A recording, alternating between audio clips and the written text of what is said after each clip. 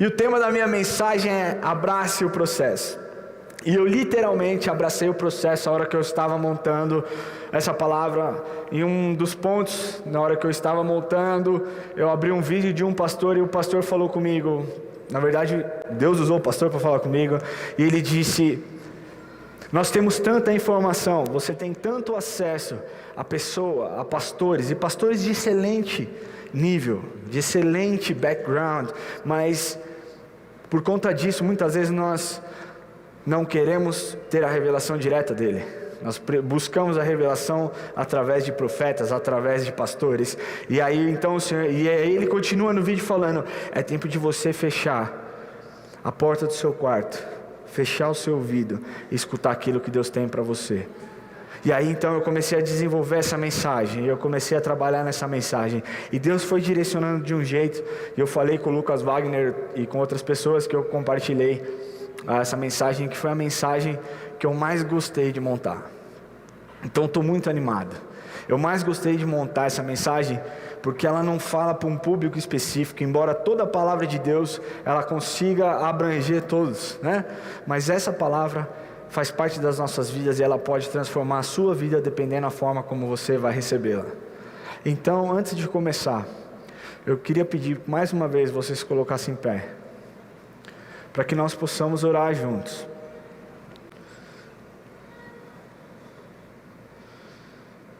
Amém? Você pode fechar os seus olhos, por favor? Senhor Deus Pai, eu te agradeço em primeiro lugar pela oportunidade que o Senhor me deu de estar aqui neste lugar falando com tantas pessoas, Pai. Pai, muito obrigado, Senhor, porque o Senhor me escolheu para um período determinado, Pai, para levar a Tua palavra e que a Tua palavra gere salvação, Senhor. Por isso eu peço, Pai, que não seja a minha confiança, Pai, não seja na minha capacidade, mas seja através do Teu Espírito Santo. Senhor, eu sem a Tua presença aqui não sou nada. Eu posso dominar, Senhor, aquilo que eu vou falar hoje, mas se não vier do Senhor, não gerará transformação, não gerará cura, Senhor. Eu preciso que o Senhor me use, Deus. Por isso eu peço, Pai, que haja uma linha de raciocínios, que haja continuidade no pensamento, e que o Senhor toque no coração de cada um aqui, Deus. Eu preciso demais do Senhor. Abençoe o nosso tempo em nome de Jesus. Amém. Amém? Glória a Deus, pode sentar. Vamos começar. Ai, Jesus, tô até medo de sentar aqui. Vocês não me veem aí, mas só ouçam. Quando a gente fala a respeito de música, música é sentimento, não é verdade? Então vocês não precisam me ver atrás do piano, só ouçam. Por favor, não dê risada. Desconcentra o moço do piano. Ah, essa daqui, Léo? É, né? A outra? Ah, Jesus. Vamos lá. Seguinte, gente, eu vou tocar uma música aqui que eu tenho estudado. Espero que Deus fale ao coração de vocês. Tem alguém rindo não, né? Tá, glória a Deus. Qual é a música? Quantas notas? Né? Vamos lá, ó.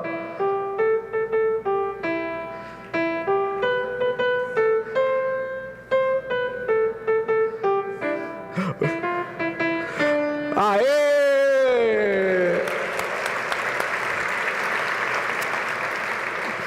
Eu vou chamar o Léo agora aqui, que é o pianista da igreja. Léo, chega aí. E eu vou pedir para ele tocar exatamente a mesma música. Então vocês vão entender a diferença, né? De quem manja e quem não manja. Vai lá, Léo. Toca aí, Léo. Mas assim, eu quero que você coloque o máximo de nota que você puder, que seja uma coisa robusta esse momento. Vai lá, vai. A mesma música.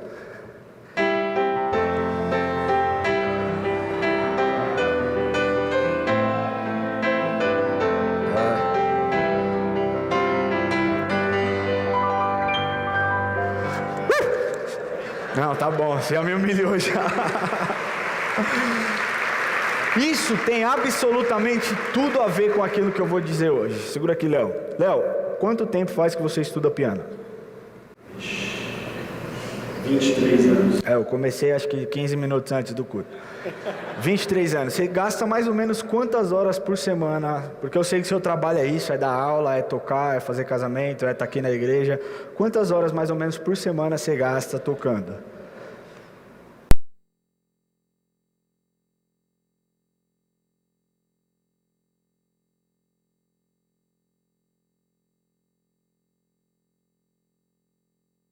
...50 horas por semana. Vamos aplaudir o Léo. Obrigado, Léo. Obrigado, irmão. Mas é exatamente isso que eu quero falar para vocês, porque vocês conseguiram notar a diferença, não é verdade? Ela é nítida, ela é clara. Mas por quê? Porque ele estuda há 23 anos e eu estudo há 15 minutos, 10 minutos. Nem dá para considerar isso um estudo. E aqui eu começo a minha mensagem dizendo que as pessoas querem o prêmio, elas querem tocar, mas elas não querem viver o processo de aprendizado. As pessoas elas querem chegar no objetivo, mas elas não querem fazer a caminhada. As pessoas querem chegar ao fim da maratona, mas não querem correr a maratona. Processo. Repita comigo, processo. Todo mundo na vida espera por algo. Quantos aqui estão esperando por alguma coisa? A Carol estava esperando há uns 3 anos o Lucas pedir ela em casamento. Deixa eu falar. Tem solteiro aqui? Eita, você viu que até gritaram ali? Deu! Solteiro eu? Levanta a mão se você está solteiro.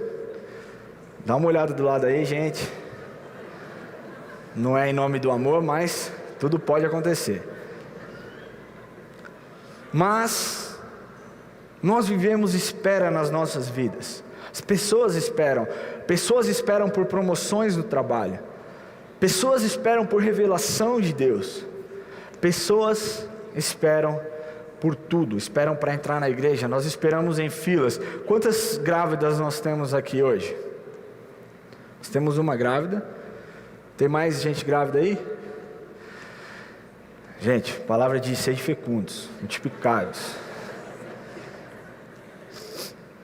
Mas a espera, muitas vezes, porque assim, a Érica ficou grávida 2 vezes, eu posso falar que ela teve 2 gestações completas, nós tivemos, e é muito doido essa espera, porque no começo a mulher, ela tá lá, ela tá feliz da vida, eu tô grávida, não sei o que lá, e daqui a pouco começam os hormônios a mexer tudo, e aí ela começa a chorar por nada.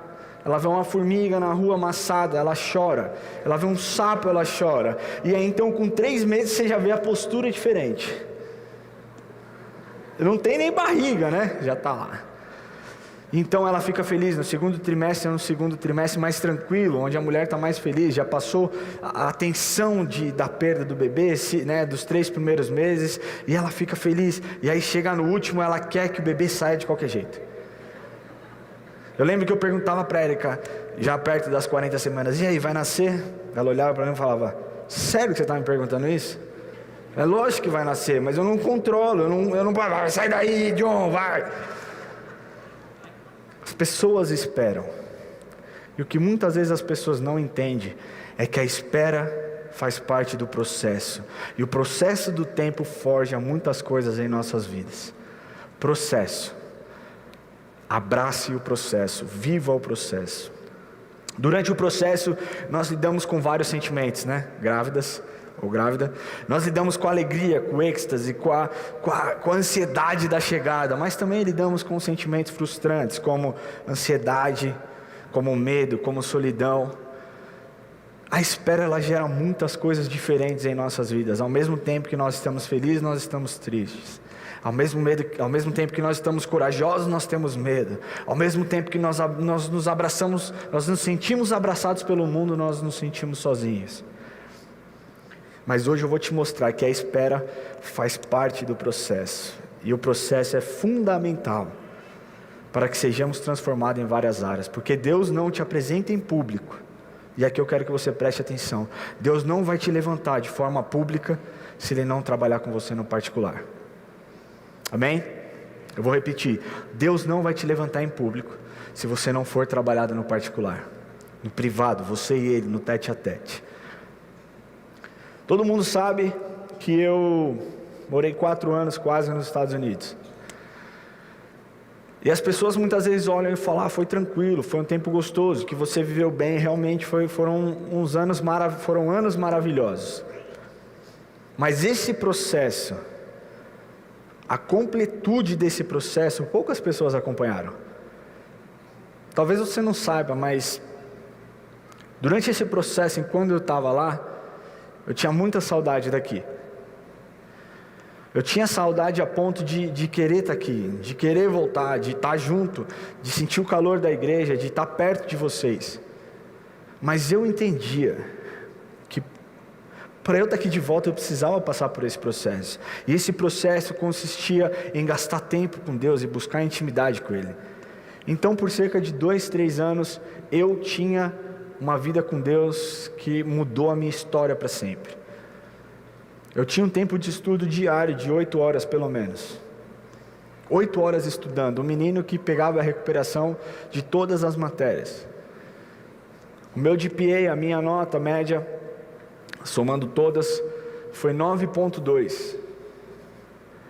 Porque eu abracei o processo, porque eu estava lá com vontade de voltar, mas eu entendia que eu precisava me dedicar para aquela temporada da minha vida. Então em 2 anos eu li 48 livros. As pessoas perguntam para mim, quantos livros você leu antes, né, quando você estava aqui no Brasil? Gente, com muita sinceridade, eu acho que eu li menos de 8 livros na minha vida. Nem gibi eu gostava de ler. A única coisa que eu gostava de ler era a revista Lance, que falava de esporte, e ainda assim eu só lia a parte do Corinthians. O resto eu pulava. O processo me trouxe para onde eu estou hoje. O processo me deu bagagem para eu falar com vocês. O processo me trouxe autoridade para falar e aconselhar jovens. O processo mudou a minha vida. Mas se eu estivesse lá e tivesse com tanta ansiedade, não prestasse atenção e não vivesse de uma forma intensa esse processo, com certeza eu ia perder alguma parte disso. Com certeza eu ia perder o foco em algum ponto disso. Isso seria crucial, ou indispensável, ou fundamental, para me trazer onde eu estou hoje. Amém? Quando eu estava pensando nessa história, eu falei, eu vou falar sobre quem? Né? Antes de eu ver a pregação e tal, do pastor que falou muito comigo, e aí Deus falou no meu coração, José, estude sobre José. Então aqui eu vou resumir para vocês um pouco a história de José. José tinha 17 anos, filho da velhice de Jacó. Quantos aqui tem filho de 17 anos? A molecada de 17 anos é insuportável, gente. Eles acham que eles sabem de tudo, de tudo. Às vezes eu acho que o Enzo está andando demais com essa galera. Outro dia eu conversando com o Enzo, eu falei, para de argumentar, você não sabe de nada, você tem 7 anos. Ele, eu tenho a minha própria opinião. Aí eu falei, DNA da Eric e do Lamartine. Mas José tinha 17 anos, era o filho da velhice de Jacó, era o filho amado da esposa amada. Então a Bíblia diz que Jacó costurou uma túnica para ele, uma roupa deslumbrante para ele. E todos os seus irmãos sabiam que José era o filho amado. A Bíblia é muito clara quanto a isso. Ela diz, José era o filho amado, era o filho da velhice de Jacó. Eu fico imaginando José. Esse moleque devia ser insuportável. Sem brincadeira, sem piada. Você pensa que os próprios irmãos o odiavam. E assim, não era um irmão que não gostava dele. A Bíblia, antes de dizer que os irmãos tinham ciúmes e inveja dele, ela é clara e diz que eles odiavam José. Então, você ser odiado por um irmão, você pode até pensar, esse meu irmão é maluco, tem problema, me odeia. Mas por 11 ou por 10... o problema não são os irmãos, o problema é você. Então José era odiado pelos irmãos e ele devia ser tão irritante que um dia ele conta um sonho que ele teve. Ele diz assim para os irmãos dele: seguinte, brothers, eu sonhei que nós estávamos no campo e aí cada um tinha um feixe na mão e nós estávamos lá e de repente o meu feixe ficou em pé de vocês, ó, se curvaram diante do meu feixe. Se é meu irmão, eu já subo na voadora. Tá achando que você é quem, moleque? Mais novo que eu e tirando uma da minha cara. Mas ele não parou aí, ele diz assim: eu tive um outro sonho também. E eu imagino Jacó olhando aquilo e falando: fica quieto, José, fica quieto, paciência. Ele diz assim: eu sonhei que o sol, a lua e 11 estrelas se inclinavam diante de mim. Naquela reunião estava José, a sua mãe, aliás, José, né? Tinha Jacó, pai dele, a sua mãe e os 11 irmãos, e ele contou aquilo.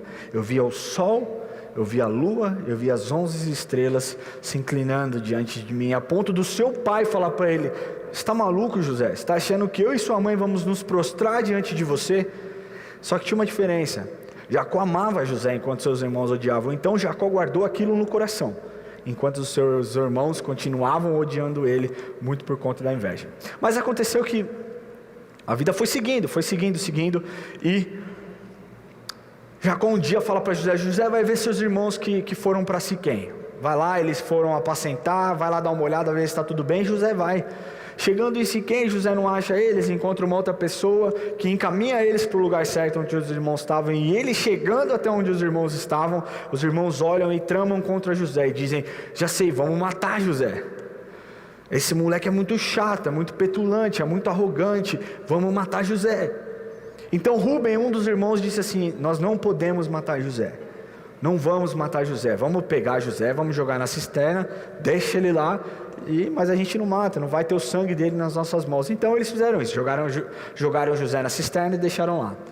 Judá, vendo aquilo, pensou assim: cara, a gente não vai matar José, vai deixar ele aí, vamos pelo menos fazer um dinheiro. E ele viu uma caravana de compradores midianitas passando perto, e ele decide então vender José, e José é vendido para essa caravana de compradores midianitas. Judá teve uma vida bem complicada. Se você quer ler, você pode ler lá em Gênesis 38, tem toda a história de Judá. Seguindo a história, José é vendido para essa caravana de midianitas. Chegando no Egito, ele é vendido para Potifar, que é o oficial da guarda. E aqui começa o processo de transformação na vida do José. Vocês estão prontos? Todos aqui entenderam um pouco a história de José? Eu contei para chegarmos aonde nós estamos agora, para você entender o processo que José passou. Meu primeiro ponto: Deus prepara a nossa identidade no processo. Será que você pode repetir comigo? Deus prepara a nossa identidade no processo.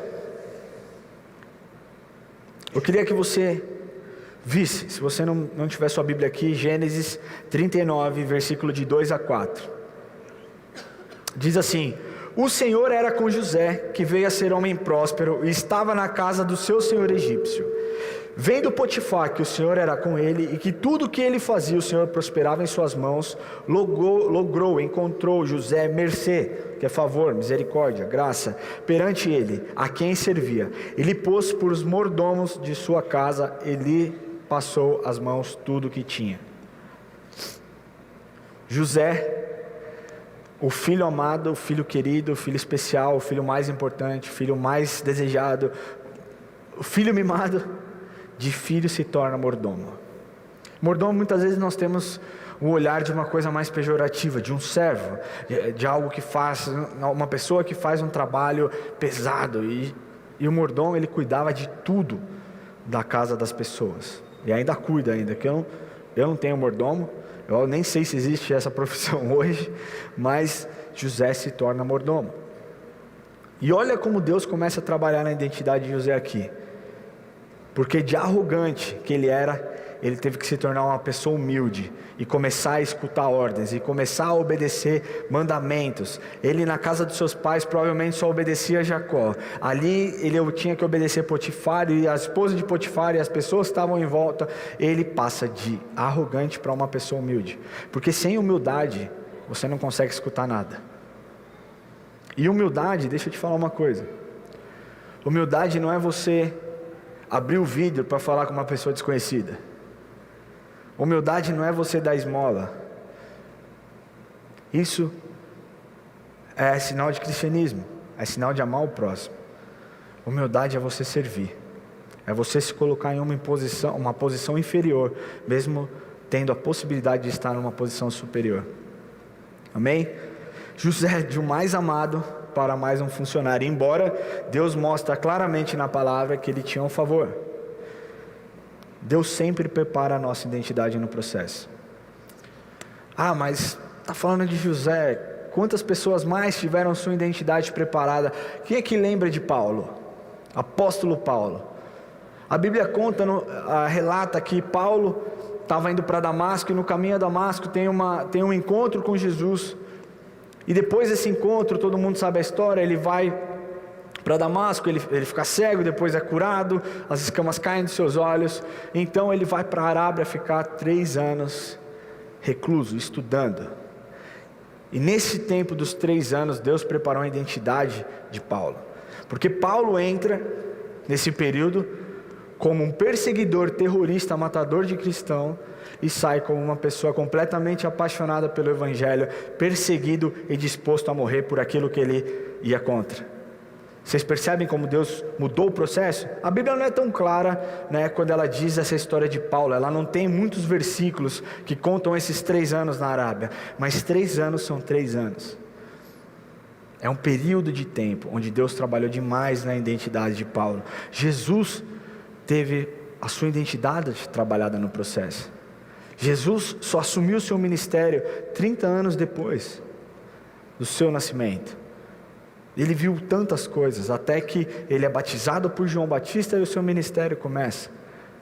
A identidade, Deus Pai preparou a identidade do Deus Filho para que ele pudesse salvar o mundo, para que ele fosse o salvador da humanidade. Mesmo Jesus sendo perfeito, a sua identidade foi trabalhada. Amém? Antes que Deus te levante para que você faça qualquer atividade, Ele quer preparar a sua identidade. Será que você entendeu isso que eu disse? Antes que você seja levantado para tocar em um ministério, para pregar aqui em cima, para falar com pessoas, para aconselhar, para fazer qualquer atividade, Ele precisa e quer trabalhar na sua identidade. Amém? Glória a Deus. Para conseguir ter nossa identidade preparada no processo, nós precisamos dar liberdade para Deus agir.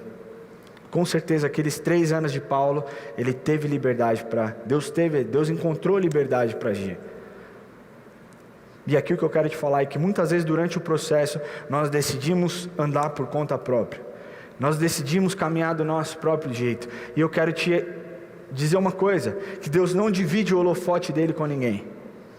A glória é dele. A glória é dele. Então, se você acredita que a sua capacidade, que o seu intelecto é que traz a provisão para a sua vida, ele não vai ser o seu provedor. Se você acredita que o álcool é aquilo que pode te trazer a paz, ele não vai ser a paz na sua vida, porque ele não divide a glória dele com ninguém. Amém? Glória a Deus. Meu segundo ponto: Deus prepara a nossa perseverança durante o processo. E aqui é um tema que eu vou ir um pouco mais a fundo, porque perseverança é uma coisa que não é muito encontrada nos dias atuais. Mas vamos seguindo. José estava lá trabalhando na casa de Potifar, ele já era um funcionário mordomo muito consagrado, até que a Bíblia conta que José era uma pessoa muito bem apessoada, ele devia ser muito bonito mesmo, um pouquinho mais bonito que eu talvez. José era bem mais bonito do que eu, com certeza, mas a esposa de Potifar começou a se engraçar com ele, queria ter relações com ele. José um dia disse para ela: "Você está maluca? Eu jamais poderia fazer isso contra o meu Senhor e pecar contra Deus." Aqui é o ponto, pecar contra Deus. Porque muitas vezes nós estamos diante do processo, vivendo o processo, e a última coisa que nós nos importamos é com Deus. Porque nós queremos sim viver da nossa forma. Muitas vezes nós não queremos decepcionar pessoas, mas não nos importamos com o que Deus pensa. Então José fala: eu não poderia pecar contra o meu Senhor, eu não poderia fazer isso contra o meu Senhor, tamanha maldade contra o meu Senhor, e não poderia pecar contra Deus. José entendeu o seu processo, mas a esposa de Potifar era persistente, e continuou persistindo, e tentando todos os dias, e José não cedia. Continuava se esquivando, continuava fugindo dela. Acontece que um dia ela tenta agarrar José, e José consegue se desvencilhar, mas ela fica com parte da roupa de José. Então ela pega a roupa e fala assim: tá vendo aquele rapaz? Ele tentou me agarrar, ele tentou ter relações comigo. E ela conta isso para Potifar, e Potifar, como marido, obviamente ficou irado, ficou enfurecido e mandou José para a prisão. Eu acho que até Potifar foi bem bonzinho. Pensa você, a sua esposa dizendo que um homem tentou agarrá-la. Chegando na prisão onde estavam outras pessoas do governo, do reino, pessoas que serviam, José começa a ser levantado. Olha só o processo, de novo, José sendo injustiçado. José foi vendido pelos irmãos, depois foi jogado, acusado por algo que ele não cometeu. Então ele na prisão começa a se destacar das pessoas, e ele começa a ter muita liberdade dentro da prisão. Acontece que o copeiro teve um sonho, e José revela o sonho para o copeiro. Mais do que ele diz assim para o copeiro, Gênesis 40, versículo 14 e 15: porém lembra-te de mim. Isso aqui é José dizendo para o copeiro logo após ter interpretado o sonho, tá? Lembra-te de mim quando tudo te correr bem, e rogo-te que sejais bondoso para comigo, e faças menção de mim a Faraó, e me faça sair desta casa, porque de fato fui roubado da terra dos hebreus, e aqui nada fiz para que me puserem nessa masmorra. O sonho do copeiro, José interpreta que ele seria restituído. E o sonho do padeiro é que o padeiro seria morto. E acontece exatamente como José sonhou. O copeiro é restituído e o padeiro morre. E olha o que está escrito lá em Gênesis 40, 23. O copeiro-chefe, todavia, não se lembrou de José, porém dele se esqueceu. Pensa que frustrante, cara. Você faz alguma coisa e você diz: lembra de mim. É um simples pedido. Eu vou interpretar o seu sonho, mas eu vou te fazer um pedido muito simples. Lembra-te de mim quando você estiver diante de Faraó. Então, você cumpre a sua parte do acordo. Você revela o sonho e a outra parte do acordo não acontece. Falha. Quantos aqui já tiveram esse tipo de sentimento de frustração por uma pessoa não cumprir algo que foi falado? Acho que só eu. Não, mais gente. Aí, obrigado. E José ficou por mais 2 anos na prisão. Mais 2 anos na prisão, José ficou. A luta, ela gera perseverança, gente. Porque sem luta não tem perseverança. Se você não tiver nenhuma tribulação, você não tem com que perseverar. Você não tem esperança de que aquilo possa melhorar. A luta, ela gera perseverança. Amém?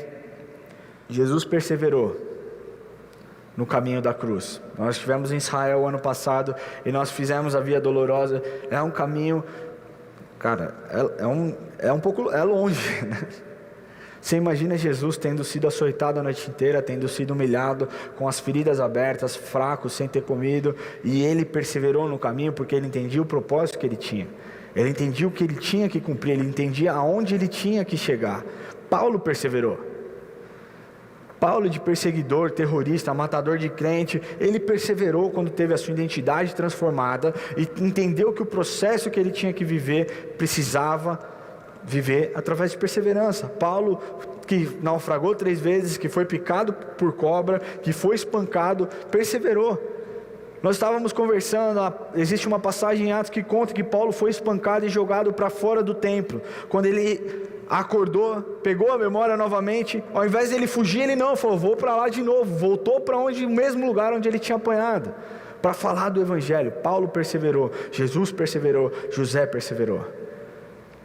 E aqui eu falo para essa geração que desiste por qualquer coisa. A minha geração principalmente, é uma geração que na primeira dificuldade decide não fazer mais. É uma geração que antes de consultar a Deus, toma as decisões e depois vai buscar a Deus para que Ele resolva o problema que aconteceu por conta dessa decisão errada. Nós precisamos completar aquilo que nós começamos. Não se desiste de um casamento pelo primeiro problema, pelo 10º problema. Não se desiste de um casamento. Não se desiste de um filho pelo primeiro desapontamento que você teve com ele, pela primeira mentira que ele contou. Não dá para desistir. Olha o que Paulo fala. Romanos 5:3. E não somente isso, mas também nos gloriamos nas próprias tribulações, sabendo que a tribulação produz perseverança, e a perseverança experiência, e a experiência esperança. Esperança, a perseverança produz esperança. É muito fácil pensar aqui em alguém doente, em alguém com câncer. Essa pessoa, ela faz o tratamento na expectativa de que ela seja curada. Ela tem a fé de que ela vai perseverar nesse processo de quimioterapia, de radioterapia, e que então quando ela chegar ao fim, ela vai ter a cura dela. A esperança que move uma pessoa num tratamento, a vontade de não desistir. Alô, geração, não desista da sua faculdade porque está difícil. Não desista de vir para a igreja, isso aqui é para todos. Não desista de vir para a igreja se o pastor falou algo que te confrontou. Não desista de se relacionar com pessoas porque você se decepcionou com alguém. Não desista de buscar Deus porque você ouviu um não dele. Não é uma palavra muito poderosa. Você sabia que nós falamos não pelo menos 3 em toda a nossa vida, 3 vezes mais do que a palavra sim? Não, ela te traz limite. O não, ele te coloca dentro de um ambiente seguro, se bem utilizado, que tem pessoas que utilizam o não de uma forma muito errada. Amém? Nós não podemos desistir na dificuldade, gente. A perseverança, ela é o combustível dos vencedores. Você pode repetir comigo? A perseverança é o combustível dos vencedores. Olha que interessante, quem aqui conhece o Cafu? Lateral direito da seleção, não pessoalmente, né? Lógico, pela televisão, eu também não conheço ele pessoalmente. Outro dia ele me convidou para jantar e eu falei, estou meio ocupado. Brincadeira. O Cafu foi dispensado 8 vezes antes de se tornar um jogador profissional. 8 vezes. Sabe o Michael Jordan, que na opinião de muitos, se não da maioria, se não de todos, é o melhor jogador de basquete que já existiu? Vocês sabiam que ele foi dispensado de um time de basquete da escola? Eu não estou falando de um time da NBA, estou falando de um time de basquete da escola. Michael Jordan foi dispensado. Charlie Chaplin foi quase demitido no seu primeiro filme. Isso, palavra do próprio diretor que produziu o trabalho dele. As pinturas de Monet, que hoje são vendidas por milhões e milhões de dólares, demoraram anos e anos para engrenarem. Só quando ele tinha 39 anos as pinturas começaram a ser vendidas. Bill Gates, dono da Microsoft, quebrou. Sabia, gente? Quem aqui é funcionário que já faliu, já quebrou? Amém? Eu sei que Deus pode restituir, que Deus quer restituir, que Deus vai restituir. Mas persevere. Amém? Agora o mais interessante dessa pesquisa que eu fiz, Walt Disney foi demitido de um jornal de Kansas City por não ser considerado criativo.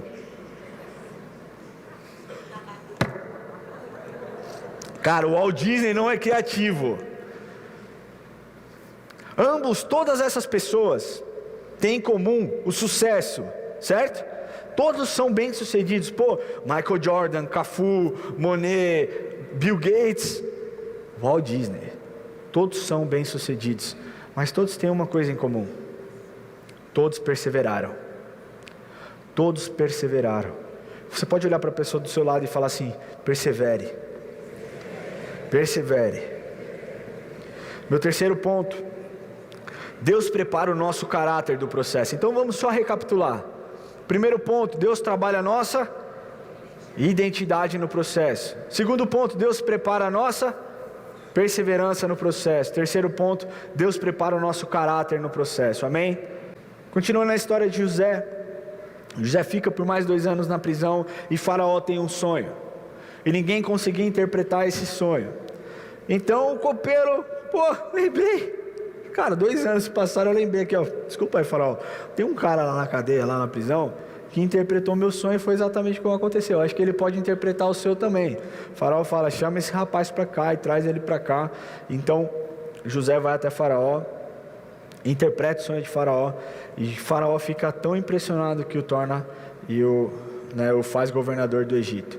13 anos se passaram desde que José é vendido até a sua ascensão como governador do Egito. Eu quero ler o que está escrito em Gênesis 41, 41 a 44. Isso aqui, Faraó dizendo para José: disse mais Faraó a José: vês que te faço autoridade sobre toda a terra do Egito. Então tirou Faraó o seu anel de sinete da mão e pôs na mão de José. Fê-lo vestir roupas de linho fino e lhe pôs no pescoço um colar de ouro. E fê-lo subir ao seu segundo carro e clamavam diante dele: inclinai-vos. Desse modo constituiu sobre toda a terra do Egito. Disse ainda Faraó a José: eu sou Faraó, contudo sem a tua ordem ninguém levantará a mão ou o pé em toda a terra do Egito. José já não era mais aquele menino mimado, inexperiente, arrogante. E por conta da perseverança, José de prisioneiro se torna um governador. Deus preparou o caráter de José naquela cela, até mesmo naquela cisterna, na casa de Potifar. Deus preparou tudo na vida de José para que ele chegasse onde ele chegou, para que ele conseguisse atingir o objetivo dele, para que ele conseguisse atingir o propósito dele, não é verdade? Todos nós passamos por fases nas nossas vidas que nós ficamos um pouco mais reclusos e as coisas parecem não acontecer. Você fala: cara, eu estou numa inércia, eu não sei aonde eu faço, eu não sei o que eu estou fazendo, eu não sei para onde eu tenho que ir. E o que Deus te diz hoje é: acalma, abrace o processo e viva o processo de uma forma intensa, que você vai chegar onde eu quero que você chegue. Nós expomos tanto a nossa vida em redes sociais, nós queremos seguidores. Eu fui com o Lucas para essa conferência nos Estados Unidos, fui para uma sala lá onde me colocaram, uma sala VIP, embora eu não fosse VIP, mas me colocaram nessa sala, e as pessoas comentando era assim, cara, eles nem perguntavam da igreja, de verdade, era assim: tudo bem, qual é o seu nome? Ramon. Você tem Instagram? Sério que você está me perguntando isso? Eu sou pastor, querido, tudo bem? Prazer, pastor da Palavra Viva. E aí eu fui ver que essas pessoas que me perguntavam, tinham lá, sei lá, 40, 60 mil seguidores, e eu com os meus 1.600 e tanto, sabe? As pessoas, elas querem a exposição, mas elas não querem viver o processo. As pessoas querem ser levantadas, mas elas não querem viver o processo. Eu amo tanto os meus filhos, o Enzo.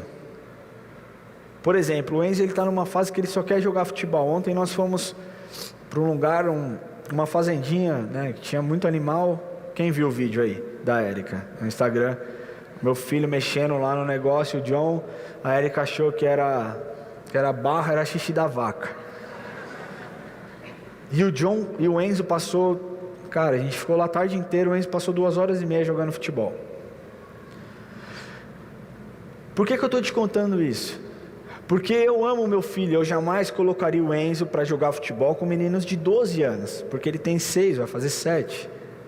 Porque se eu pulo esse processo, eu frustro o meu filho. Eu coloco ele numa situação que ele pode se machucar. Eu coloco ele numa situação onde ele pode se frustrar e nunca mais querer jogar futebol, porque obviamente o moleque de 12 anos tem mais força do que o moleque de 6, 7. E a Bíblia diz: vós que sois maus, vocês que são ruins, que são humanos, cuidam dos seus filhos, quem dirá eu, que sou o Criador de todas as coisas, que sou o Deus de amor. Então, se Deus está falando não para você, você precisa entender que não é porque Ele te ama, não é porque Ele não te ama, mas é porque Ele te ama muito. Ele não quer que você se machuque, Ele quer que você viva o processo, Ele quer que você cresça durante o processo, Ele quer que você persevere durante o processo. Amém? Tanto Paulo quanto José tiveram um caráter totalmente mudado nessa época de silêncio. Vocês conseguem perceber? Paulo entra como um perseguidor cristão, né? Já falei, um matador, um terrorista. Quando ele acaba o processo, ele se torna no maior apóstolo que já existiu, no maior pregador, na pessoa mais apaixonada talvez que já tenha existido. José, ele sai da terra do seu pai, como o filho mais querido, o filho mais amado, o filho mais desejado, a pessoa mais mimada, mais insuportável, para se tornar o rei, o governador do Egito. Ambos tiveram o seu caráter transformado durante o processo. E o que Deus quer te falar hoje é: me permita transformar o seu caráter durante o processo. Você acha que está bom, mas o Senhor está te dizendo: não está bom. Eu preciso transformar o seu caráter. Amém? Meu quarto ponto: o processo tem um objetivo. Todo processo tem um objetivo. Deus não vai fazer com que você gaste o seu tempo. Deus quer que você entenda que o processo tem um destino, que o processo tem um objetivo, e esse objetivo é o que vai te colocar no centro do seu propósito. Vamos ler lá Gênesis 45, de 4 a 7. Disse José aos seus irmãos. Isso aqui depois, tá, gente, dos seus irmãos. José tem um sonho, interpreta o sonho de Faraó. Vou explicar, talvez você não saiba, ou alguém aqui não saiba. Mas José interpreta o sonho de Faraó, onde haveriam anos de fome, anos de dificuldade. Então, os seus irmãos saem da terra e vão até o Egito buscar comida. E José percebe que é os seus irmãos que estão ali. E aí entra uma coisa que nós vivemos diariamente: revanchismo. Essa pessoa me ferrou, eu quero que ela se ferre. Essa pessoa me complicou no meu trabalho, eu quero mais é que ela se exploda. Esse pastor falou algo que eu não concordei, eu vou lá no YouTube e vou dar um dedo para baixo, lá, não gostei, e vou criticar ele abertamente. Mas José não fez isso, porque ele entendeu o propósito dele. Olha que interessante. Disse José aos seus irmãos: agora chegai-vos a mim. E chegaram-se. Então disse: eu sou José, vosso irmão, a quem vendestes para o Egito. Agora, pois, não vos entristeçais, nem vos irriteis contra vós mesmos, por me haverdes vendido por aqui. Porque para a conservação da vida, Deus me enviou diante de vós. Você entende que aqui José crava de uma forma muito objetiva o porquê de todo o processo que ele viveu? Sim ou não? José fala: não se preocupa, não precisa ficar triste. E eu acredito que José, a Bíblia conta depois lá, eu até anotei aqui, ó, Gênesis 42, 21, que diz assim: então dissemos uns aos outros, na verdade, somos culpados no tocante ao nosso irmão, pois lhe vimos a angústia da alma, enquanto nos rogava, e não lhe acudimos. Ou seja, José se entristeceu, José ficou aflito. E humanamente falando, por muito menos, nós agimos muito pior. Mas José diz ao seu irmão, seus irmãos: não se preocupe, sabe, não precisa ficar triste pelo que vocês fizeram, porque eu fui levantado para que a vida fosse conservada. Ele continua dizendo lá, 45, 4 a 7, né? Deus me enviou adiante de vós, porque já houve 2 anos de fome na terra, e ainda restam 5 anos em que não haverá lavoura nem colheita. Deus me enviou adiante de vós, para conservar vossa sucessão na terra, e para vos preservar a vida por um grande livramento. Deus tem um propósito em todo o processo. Eu não sei o processo que você tem vivido, mas Deus tem um propósito. Cabe a você descobrir o propósito, assim como José descobriu.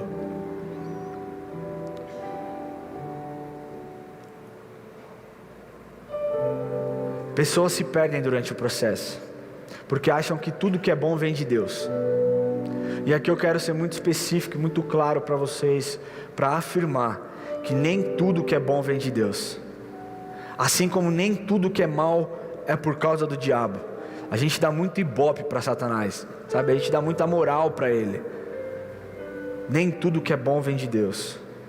Então, se você está num trabalho e você recebe a possibilidade de um outro lugar, ganhando mais, deixa eu te falar, talvez essa não seja a porta de Deus para você.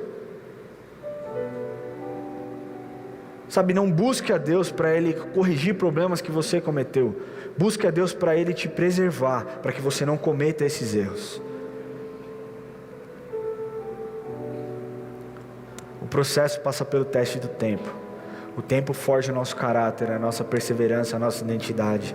Eu estou aqui para te falar que se você está vivendo uma luta, é porque Deus tem algo muito grande e o processo vai te levar ao objetivo final. Mas para isso você precisa entender o seu processo. Para isso você precisa viver o seu processo. Para isso você precisa abraçar o seu processo. Eu queria que você fechasse seus olhos.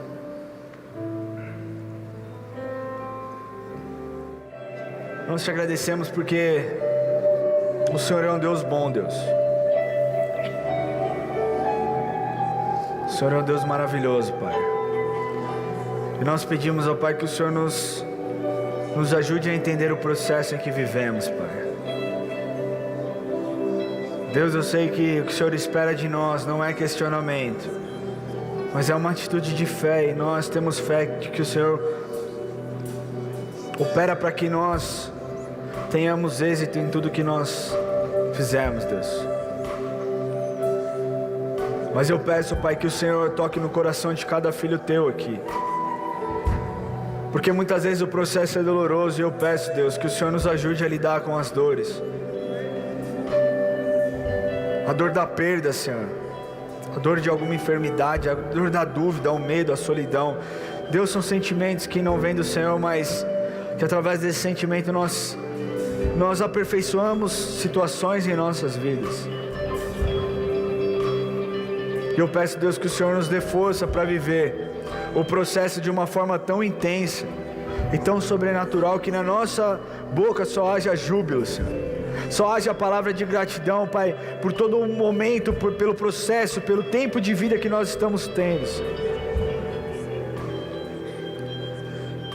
Deus, eu peço que durante essa semana, que essa palavra seja digerida em nossas vidas, que nós possamos digerir, Pai, entender um pouco mais, aprender com a história de José. Deus, que o Senhor nos mostre, que o Senhor nos ensine a confiar em Ti, Senhor. E que o processo transforme a nossa identidade, Deus.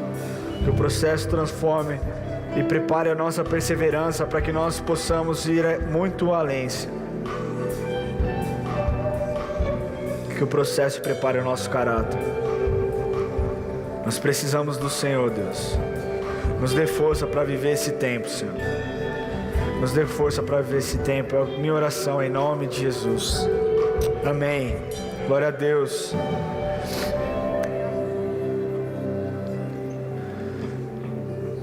A minha palavra se encerra aqui, mas eu sei que Deus ainda quer falar muito mais com vocês.